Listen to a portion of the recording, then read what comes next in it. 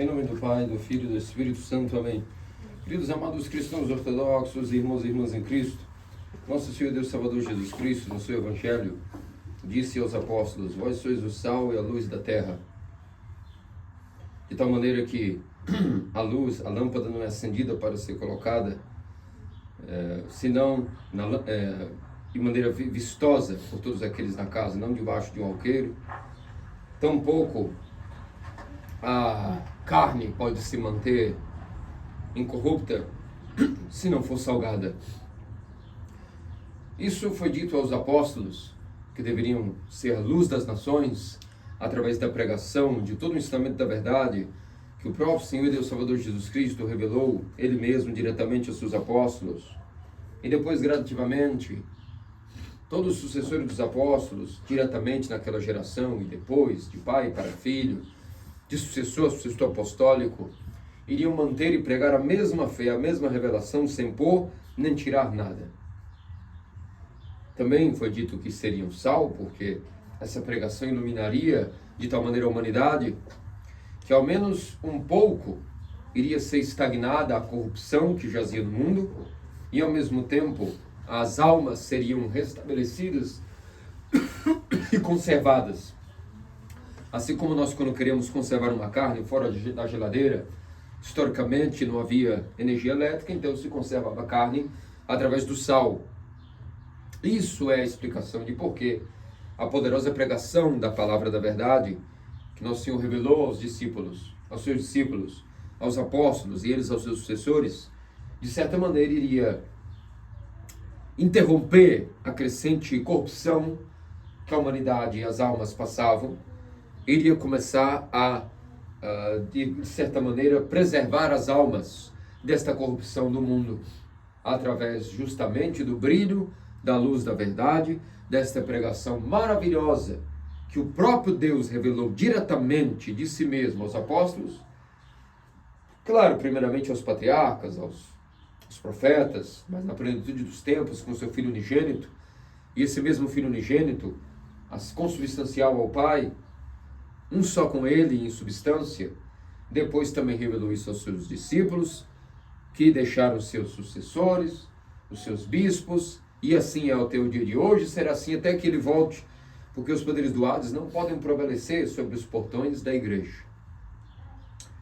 Então, entre esses sucessores, que nós tivemos os diretos, chamados Santos Padres, como Inácio de Antioquia, Dionísio Areopagita, Policarpo de Esmirna e tantos outros, mas não só eles, geração após geração, esses os chamados Santos Padres, esses hierarcas, bispos, confessores de fé, foram mantendo a fé em cada geração de maneira ininterrupta, tal qual receberam, tal qual viveram, manteram e passaram, sem pôr nem tirar nada. É por isso que no domingo de hoje, excepcionalmente, que coincide com o 8º domingo de Mateus, nós comemoramos a festa de todos os Santos Padres dos 7 concílios ecumênicos. Assim como numa casa, no exterior da casa, costumeiramente, no sertão, no interior, se colocava os lampiões, as lamparinas para iluminar a varanda da casa, o quintal, assim também nas trevas do mundo, nesse mar passageiro, 7 grandes lampiões, balizas, faróis, lâmpadas foram colocadas como que historicamente, desde nosso Senhor Jesus Cristo até os dias de hoje, e 7 lâmpadas se destacam mais, não no sentido de maior mérito, mas no sentido que explicarei pela maneira pela qual se reuniram e foram convocados administrativamente em certas ocasiões. Então, não necessariamente é que brilham mais, se destacam mais na história devido à maneira pela qual foram convocados essas lâmpadas historicamente ao longo da história da igreja. E essas 7 lâmpadas que se destacam, volto a dizer, não porque brilham mais que outras, mas devido a este caráter pelo qual foram convocados, significa que Essas 7 lâmpadas são chamados 7 concílios ecumênicos. É claro que a Santa Igreja não começou a se reunir através dos concílios ecumênicos. O protoconcílio da Igreja foi em Jerusalém.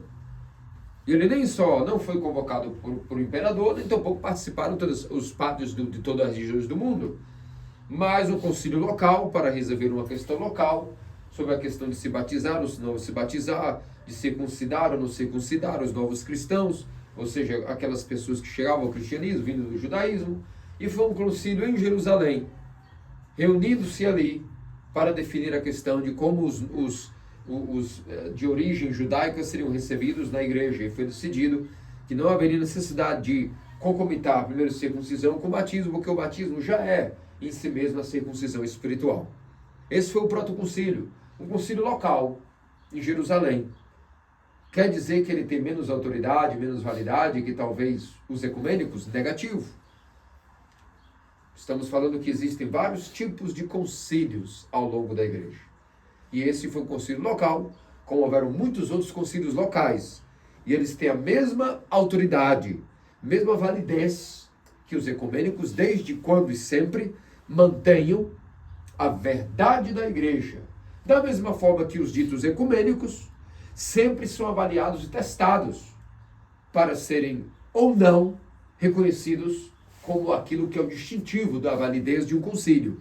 Não é nem se ele é local, nem se ele é ecumênico, mas se ele é vestido da verdade de nosso Senhor Deus Salvador Jesus Cristo, de maneira sem nenhum tipo de caráter que possa travestir essa verdade.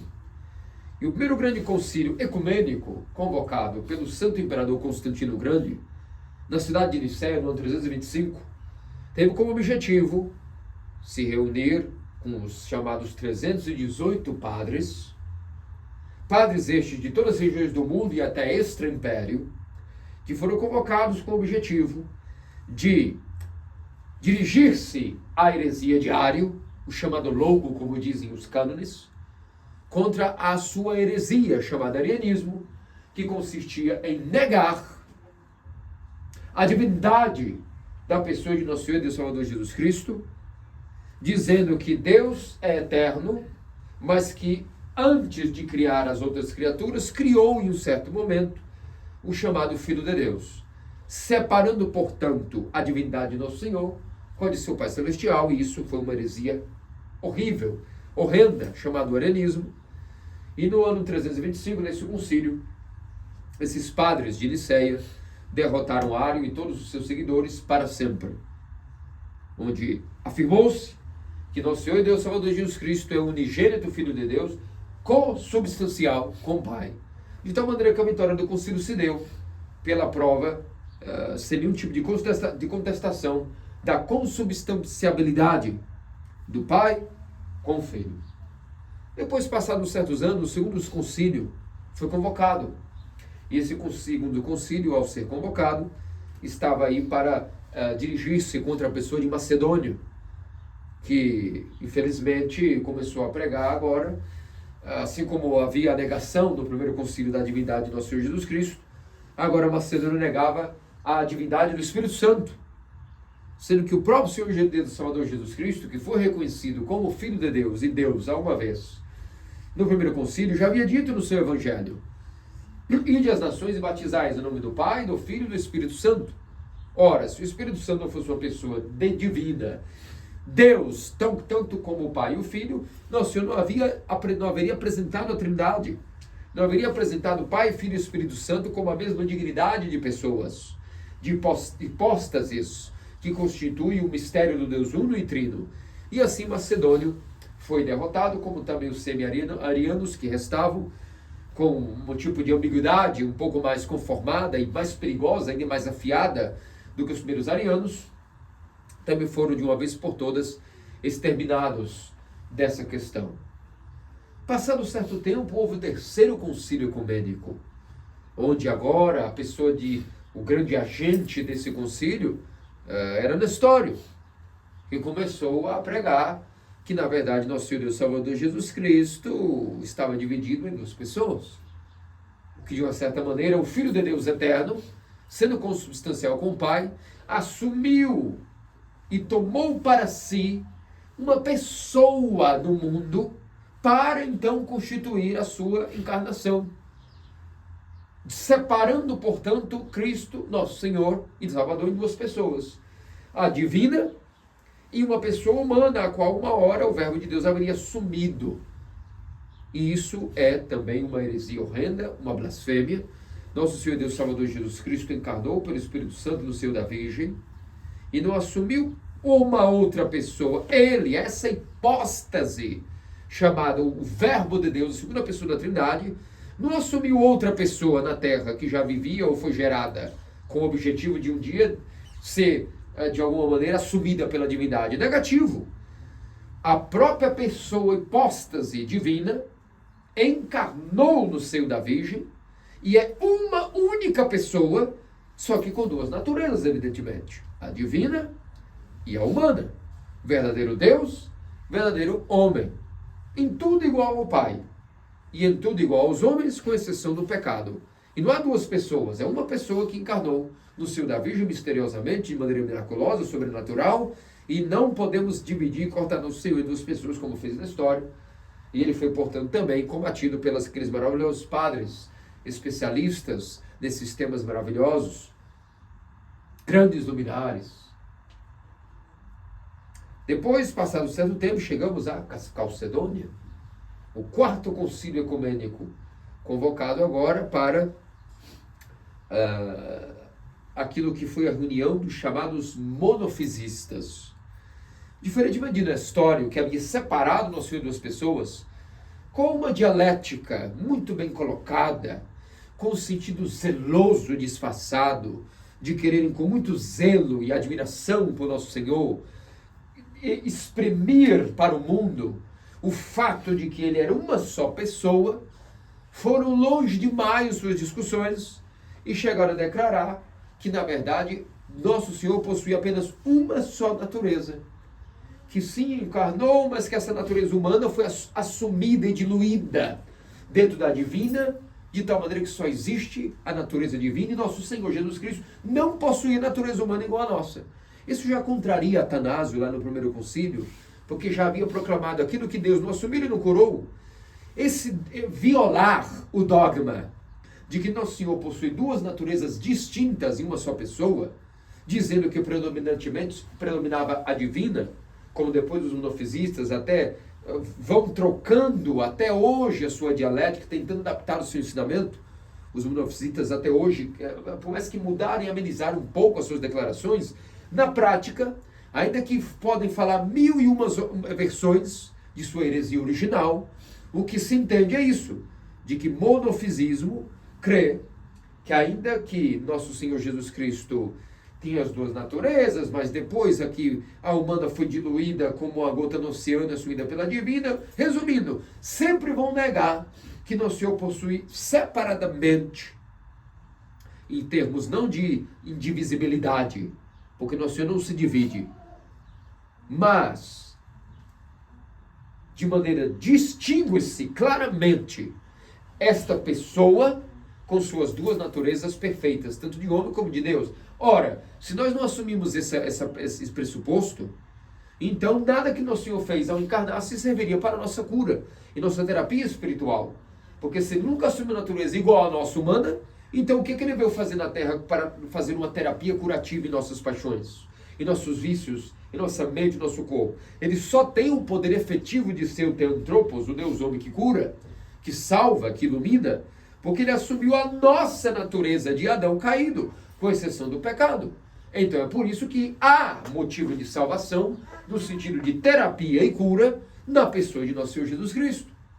Se ele nunca assume a natureza igual a nossa, então a nossa deificação, a nossa união com ele já estaria prejudicada. Porque nós só podemos nos unir com Deus através de Cristo. E Cristo é passivo de se unir conosco, porque encarnou do seio da Virgem, assumindo a natureza de carne e osso tal como a nossa. Portanto, é compatível que a divindade nele, através da humanidade nossa, possamos participar de todo esse mistério e também passemos partícipes da divindade daquele que é o original. Depois disso, passado certo tempo, tínhamos o quinto concílio, que reafirmou todas as decisões do quarto, contra os resquícios do monofisismo e também dedicou-se a combater a heresia de Orígenes, que ainda que viveu no século III e foi mestre e professor dos primeiros padres, apologetas e tudo demais, Orígenes havia morrido com algumas heresias, em que seus escritos patrísticos aprovados pela igreja são perfeitos em ordem e exposição da fé. Alguns delírios ele cometeu, e basta que analisemos na história os documentos sobre como a influência de Orígenes foi pesada no mundo do Oriente, principalmente no mundo do deserto, é que vamos entender que ainda que Orígenes foi o pai da teologia, da filosofia sendo traduzida para a teologia, e a teologia produzindo a sua filosofia, que é a própria exposição da fé, em sua revelação divina, articulada em linguagem, ainda que Orígenes foi uma ferramenta eficaz em muitos temas, cometeu ensinamentos muito terríveis, que influenciaram a vida no Oriente de maneira muito negativa. Como um deles, o fato de que as almas já existiam uma pré-existência eterna. Que não, as almas não haviam sido, as almas já estavam como pré-eternizadas na existência e depois saíam pingando no mundo, encarnando-se. Uma heresia terrível. Depois a tal da teoria da regeneração geral e total, no sentido não de novo céu e nova terra, como diz Nosso Senhor em sua revelação, mas no sentido de que todas as coisas serão regeneradas, no sentido ficcional, que ele tirou isso da sua própria mente. Não há nada na Escritura e na tradução da igreja que ateste isso, que no fim da volta de Nosso Senhor, tudo seria restaurado, no sentido de que não haveria punição, não no sentido de um tribunal, porque nem isso nós afirmamos também, mas que tudo que, ou seja, que a regeneração do fim dos tempos significaria que tudo que é maligno simplesmente iria ser reconfigurado em bem, independente da vontade voluntária do próprio diabo ou daqueles que somos renegados. E isso não é uma verdade escritural. Nosso Senhor claramente deixou em seus ensinamentos que haveria, na manifestação de sua segunda vinda, uma divisão clara entre ovelhas e bodes, o inferno, que não está ainda inaugurado, mas será inaugurado para o diabo, e aqueles que decidirem estar longe de Deus serão consumidos no rio de fogo, na Geena.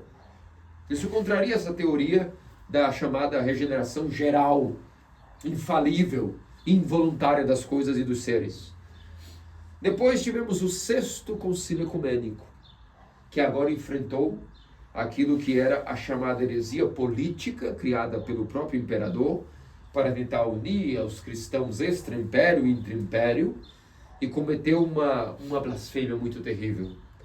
Amenizando a divisão entre monofisitas pós-império, extra-império, perdão, com os ortodoxos intra-império romano, quiseram então agora, através do imperador, os monotelitas, dizer que Nosso Senhor, sim, possuía uma só pessoa, suas duas naturezas, mas a sua vontade era apenas uma só, a vontade divina, e que nele não existia a vontade humana.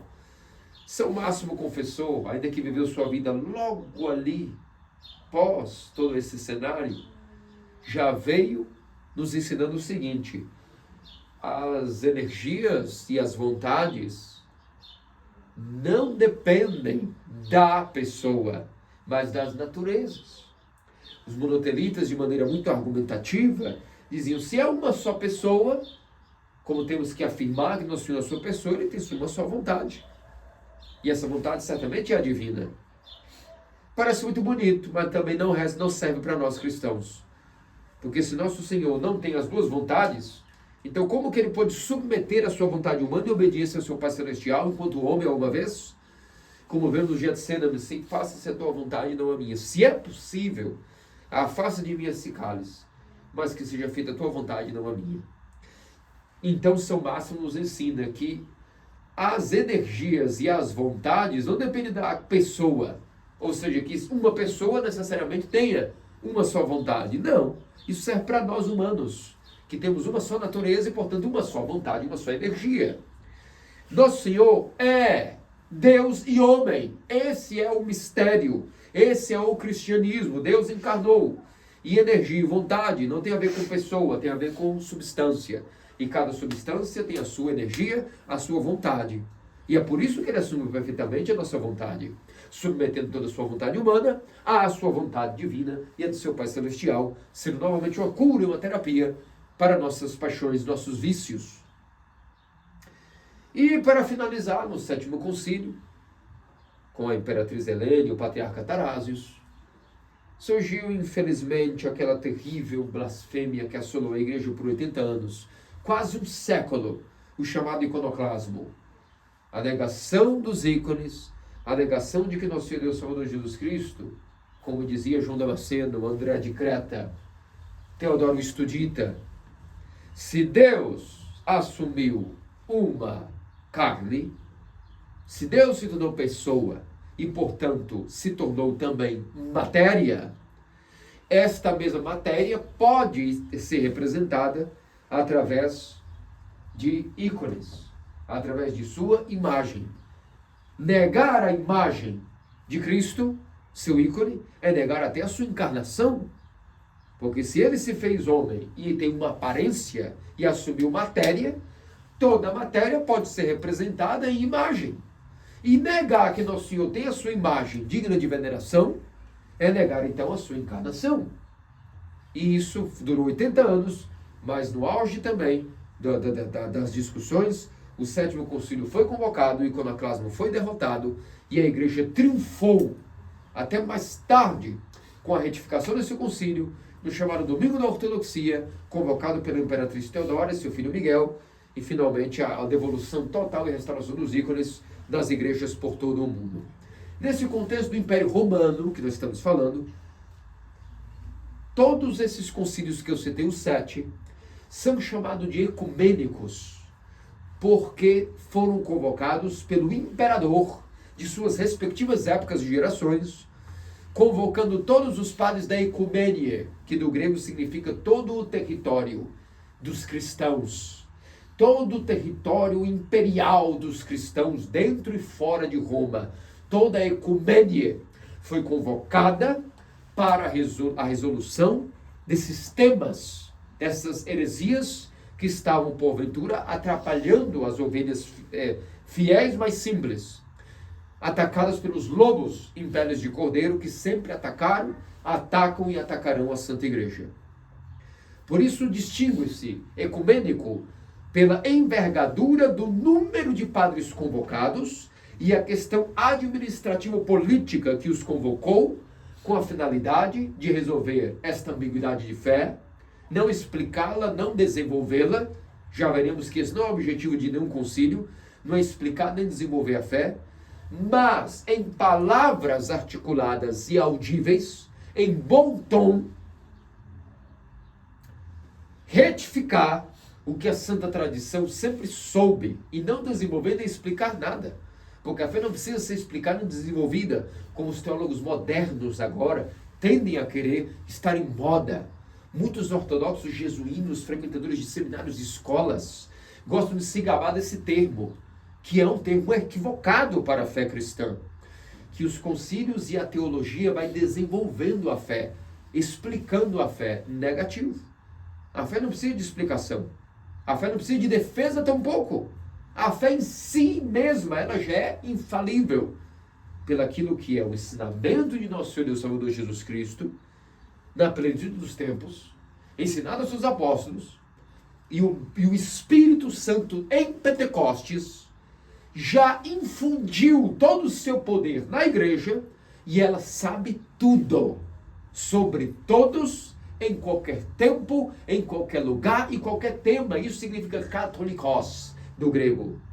Significa katholos, que sabe tudo de todos, em qualquer tempo, de qualquer tema. O Pentecostes deu aos apóstolos o poder de, inclusive, caso esquecessem, sempre se recordar daquilo que nosso Senhor ensinou e prometeu. Tudo isso que vos ensino virá o Paráclito Consolador e vos recordará. E foi assim com a primeira geração de bispos, de padres, de hierarcas, e é assim sempre. E a igreja não tem necessidade de desenvolver nenhum dogma. Os dogmas não são desenvolvidos. Os dogmas são dados como dons à igreja no Pentecostes e são mantidos e preservados. E a fé tampouco necessita de explicação. A fé toda ela em si sabe como se explicar a todos. Tampouco os concílios possuem a necessidade de tampouco determinar finalmente o que é ou não uma heresia, e inclusive nos limites da igreja estabelecer quem está dentro ou fora. Negativo. Hoje em dia, existem os chamados resistentes ao ecumenismo, que inclusive se denominam genuínos cristãos ortodoxos. Muitos deles, inclusive em São Paulo, por isso que rompi com eles na época, que querem afirmar que o objetivo dos concílios ecumênicos é detectar e defender a igreja de uma heresia específica e finalmente decretar quem está dentro ou fora dos limites da igreja. Negativo. Isso é uma blasfêmia e uma tristeza que esses que se denominam até em nomenclatura genuínos cristãos ortodoxos são aqueles que na verdade estão propagando um criptoecumenismo. É a mesma coisa dos que os ecumenistas pregam, só que de uma maneira cripta, ou seja, escondida, velada. Porque na verdade o objetivo dos concílios, tanto os locais quanto os ecumênicos, não é detectar uma heresia e finalmente dizer, olha, aqui esses estão fora e esses estão dentro, porque agora nós demos um anátema negativo. Os anátemas em si não necessitam do concílio, e nenhum concílio é infalível. O que é infalível é a tradição da igreja. A esta tradição, a esta infalibilidade da igreja, é que os concílios são testados quando ocorreram. E esses 7 que hoje comemoramos foram aprovados e testificados e passaram no teste. Houve concílios ditos ecumênicos, de nomenclatura e até de envergadura, de presença, de número de pessoas, de multidões, como o segundo concílio de Éfeso, entre aspas, que foi convocado pelos monofisitas, que não concordaram com as resoluções de Calcedônia, e convocaram um ficcional chamado Concílio II de Éfeso. Nós chamamos os concílios que automaticamente se denominam ecumênicos, ou locais, e que não estão de acordo com a tradição da igreja, o chamado Concílio de Assalto, Concílio dos Ladrões e Roubadores. Por quê? Porque esses concílios, ainda que tenham estrutura, que sejam colocados por imperadores vigentes em determinada época, não é essa estrutura administrativa e o nome ecumênico e o número de padres presentes que valida em si estruturalmente a validade de um concílio. Ao contrário, é a infalibilidade da igreja e sua tradição que não precisa detectar heresia nenhuma. O objetivo de um concílio local ecumênico, quando ocorre, não é detectar heresia, como se a igreja agora igreja, descobrimos qual é a heresia negativa. A igreja sempre sabe de tudo. Ela apenas irá retificar tudo que a tradição da igreja já sabe sobre essa heresia, expor, essa seria a palavra, será uma exposição, não explicação e nem desenvolvimento de dogma nenhum, contra nenhuma heresia. Os concílios, ao contrário do que esses genuínos atuais dizem, os chamados GOCs, TOCs, o objetivo dos concílios não é que existam com a finalidade de detectar heresia. A igreja e sua tradição, vejam que perigo é essa blasfêmia. Dizer que a igreja agora está em perigo e tem que se detectar um tumor, um câncer, um problema, uma virose, uma gripe. A noiva de Cristo é imaculada e sem mancha, toda sábia, toda revestida de Cristo, é sua noiva. Ela não precisa de ensinamento de ninguém, nem que ninguém defenda, nem que ninguém detecte nada, porque nada fica nela de impuro. Mas então se expõe em cada época, local e circunstância a tal heresia, ou a tal explicação que se dará não sobre a fé, mas sobre o que constitui essa heresia, não que aí está detectando-a. Ou vamos ver um exemplo, na época do iconoclasmo. Será que quando durante quase um século, pela falta de oportunidade, não tendo o imperador ortodoxo capaz de convocar um concílio ecumênico, os ícones ficaram não permitidos por 80 anos. Nessa lacuna, a igreja nunca soube que os ícones eram santos e que o iconoclasmo era heresia. Claro que sempre soube. Mas a falta de estrutura política da época, apenas como um detalhe meramente administrativo político, impediu 80 anos que a igreja convocasse o concílio ecumênico pela falta de um imperador ortodoxo. Agora quer dizer que São João Damasceno, tudo o que disse sobre os ícones, e contra aqueles que eram contra os ícones, ele não sabia o que estava fazendo? Claro que sim. Esperou um concílio ecumênico para determinar essas suas resoluções? Claro que não. André de Creta, Teodoro Estudita, acaso precisaram de um concílio para condenarem os iconoclastas e aqueles com eles, como São João Damasceno já dizia, aqueles que são contra os ícones, são contra a igreja, estão fora da igreja. Ele disse isso muito antes da convocação do concílio. O anátema, que é o cortar automático de hereges do corpo de Cristo, ele ocorre independente de concílios. Ele ocorre no céu, sendo simplesmente realizado pelo próprio Cristo. Como na visão que teve na época do arianismo, o Hieromarte Pedro de Alexandria, em relação justamente a essa dúvida, de que Ário havia pedido a ele, que se arrependeu, por favor que me receba de novo na igreja, e ele, vou rezar, vou me reunir na minha cela, vou rezar essa noite, depois te dou uma explicação sobre isso, vou ver o que discernimento eu terei. E o próprio Senhor apareceu em sonho a Pedro de Alexandria, como um menino, sujo e esfarrapado, com sua túnica rasgada. E naquela visão terrífica, o Hieromarte Pedro disse: meu Senhor, que fiz isso contigo? Aquele louco maldito Ário, que dividiu a minha fé, rasgou-me, eu nunca recebo esse ímpio em minha igreja, porque no céu eu já cortei para sempre de meu corpo. Daí que a tradição da igreja já aprendeu de uma vez por todas que os anátemas, como já dizia o nosso apóstolo Paulo, mostrando que a igreja não precisa de explicação sobre nada, anátema, todo aquele que pregar o evangelho, não importa se de Paulo, de Apolo, de Pedro, de Keifas, qualquer um que pregue algo que está diferente daquilo que nos foi passado de carta e viva voz, ou seja, a tradição da igreja, não seus costumes, mas a tradição com T maiúsculo, a tradição infalível, a revelação divina do conhecimento da verdade, o cânon, o dogma, que é um dom que foi dado à igreja no Pentecostes, que a igreja tem e sempre terá. Quem proclamar qualquer vírgula ou A, diferente disso, um J, já é anátema. Não que o concílio agora exista, local ecumênico, com o papel de vir agora detectar a heresia e para limitar, e finalmente enxergar onde estão os limites da igreja em matéria de eclesiologia negativo. Automaticamente, quem proclama a heresia já está fora, extraordinariamente alienígena aos limites da igreja.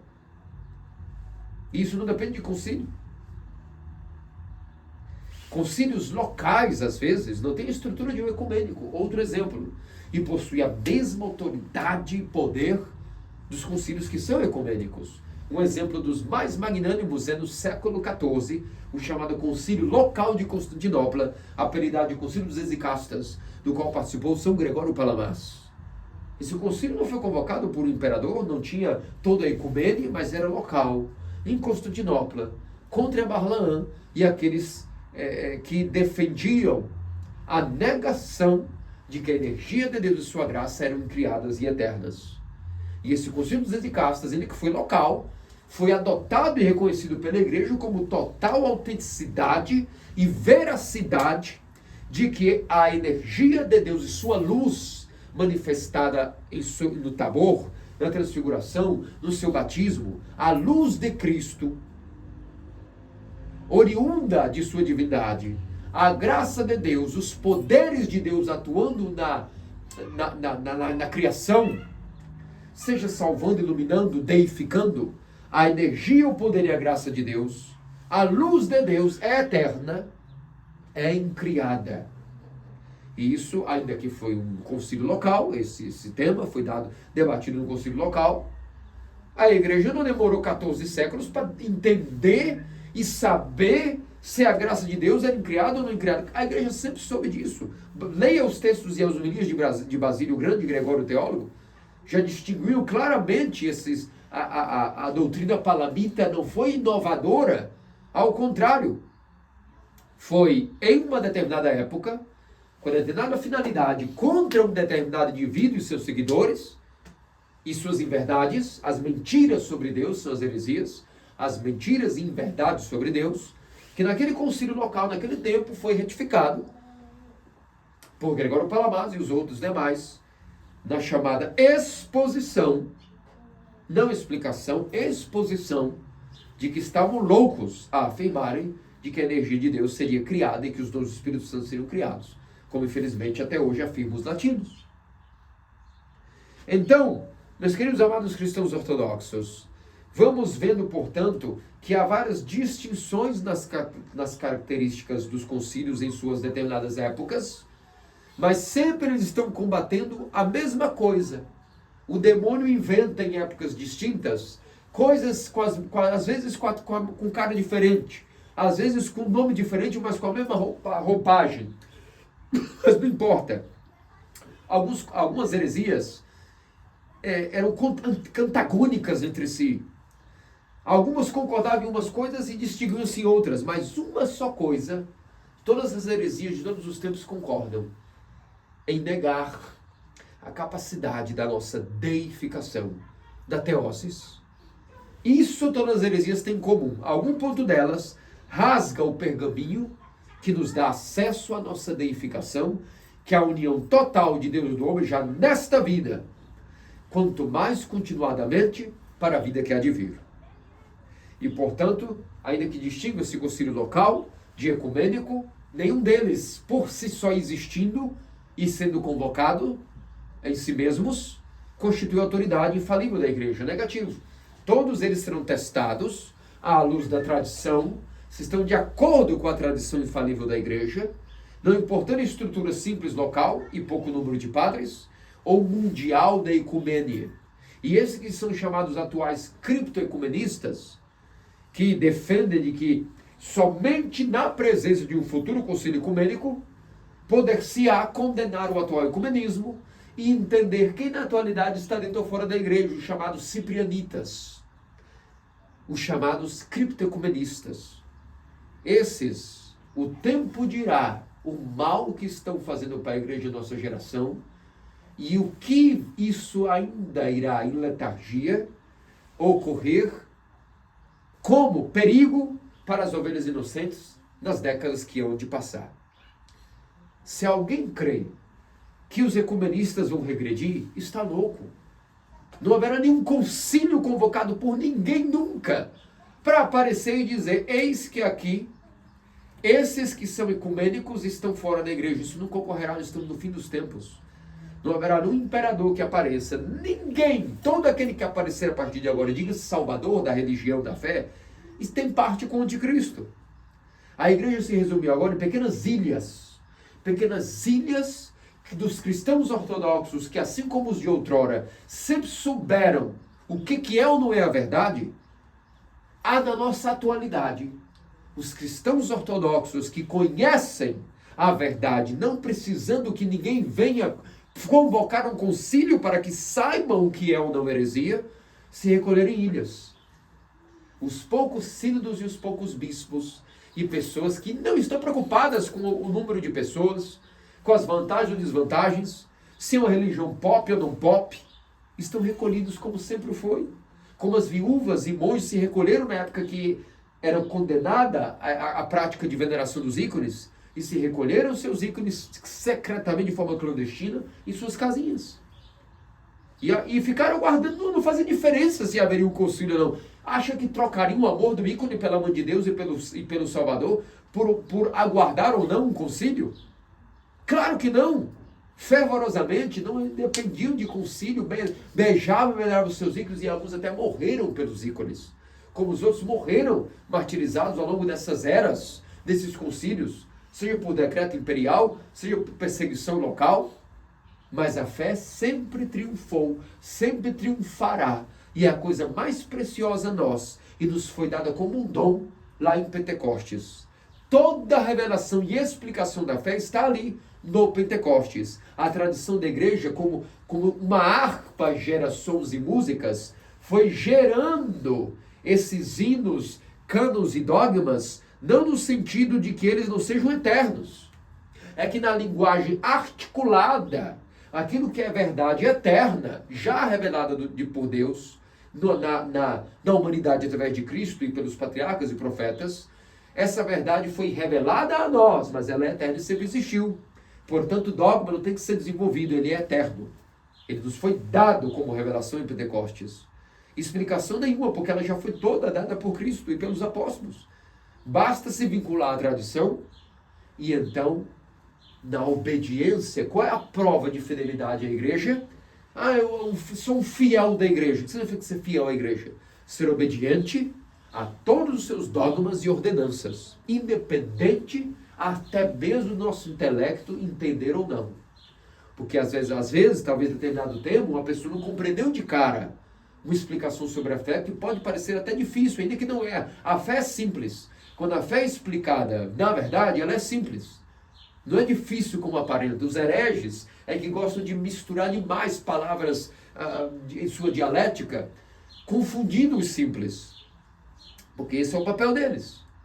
Mas, na verdade, por mais que pareça difícil compreender, às vezes, algum tema da igreja, todos aqueles que dizem, independente de eu entender ou não, eu obedeço, acredito e aceito. Não demora muito tempo, o próprio Espírito Santo faz com que a pessoa entenda. E assim a igreja não desenvolve dogmas. Os concílios não desenvolveram tampouco dogmas. Os concílios não estavam ali para detectar heresias. A igreja e os padres, já sabendo da heresia, foram convocados em concílio com o objetivo de expor as ambiguidades da fé, a qual esta igreja sempre foi detenedora, sabe, conhece suas verdades, sempre as afirmou e simplesmente agora irá expor quem são essas pessoas. Quanto a estarem dentro ou fora da igreja, anabatizados, já estavam desde que proclamaram a heresia. Caso queiram voltar à igreja, precisam de arrependimento e confissão de fé pública e reformada naquilo que creem. Então, a pessoa que está fora da igreja, por ser estar em anátema, claro que pode voltar à igreja, basta declarar abandono à sua heresia e confessar e viver conforme a fé ortodoxa. Quanto aos ecumenistas, acham que isso vai ocorrer? Por que os ecumenistas nunca convocaram um concílio para condenar o ecumenismo que eles tanto dizem que os incomoda? Por que os patriarcados não convocam um concílio? Ficam apenas de lero-lero, blá, blá, blá. Porque se eles convocarem um concílio para condenar o ecumenismo, se condenarão a si mesmos. Terão que se condenar e eles não vão fazer isso nunca. Jamais farão isso. Ou acham que vai aparecer algum salvador patriarca inspirado que vai convocar um grupo de pessoas para condenar o ecumenismo? E anatematizar que todos que estão no ecumenismo estão fora da igreja. Isso não ocorrerá. Bom, enquanto não ocorre, quer dizer que nós não sabemos o que é o ecumenismo? Ou não sabemos quem está dentro ou fora da igreja? Claro que sim. Para verem como até os que se auto-intitulam genuínos estão completamente carcomidos, infelizmente, por esse maligno mal do criptoecumenismo. Então, meus amados cristãos ortodoxos, pensamos esses maravilhosos luminares, esses astros e faróis que Deus nos colocou em cada geração, não para nos desenvolver dogmas, mas para iluminar mais ainda em cada geração o que a igreja já sabe e deixar claro para cada geração que a igreja está aqui com Cristo e não com os hereges, que essa fé maravilhosa dos padres seja também infundida nos nossos corações. Seja o maior dom que nós pensamos. Senhor, não me deixe morrer do engano e da falta de verdade. Dá-me a verdade, meu Senhor. Não me deixe ser desiludido e morrer sabendo que eu morri na mentira ou na heresia. Porque isso é a separação total de Ti, ó meu Salvador. Salva-me, ilumina-me, ampara-me, através da Teotocos e de todos esses santos e maravilhosos padres dos 7 concílios ecumênicos e dos locais, que tendo a mesma autoridade dos ecumênicos, porque retificaram a fé dos concílios ecumênicos, e estes ecumênicos, como os locais, como todos aqueles que estavam imbuídos de defenderem a verdade de Cristo, também possuem sempre a mesma validade, independente de estrutura, de número ou de hierarquias vigentes na política de cada época. Portanto, esse seja o maior dom e pedido que nós devemos fazer para nosso tesouro do nosso coração. Manter a fé dos padres como aquele emblema que ficou no Concílio de Calcedônia. Os próprios padres proclamaram: vamos seguir os passos dos santos padres. Quando foram discutir sobre o monofisismo, deram a frase emblemática: vamos seguir os passos dos santos padres para discutir, seja que tema for, em relação a essas exposições. Que disso, nosso Senhor e Deus Salvador Jesus Cristo faça-nos dignos, pelas orações do seu puríssimo momento, até o toque de Virgem Maria e todos os santos. Amém. Oremos ao Senhor.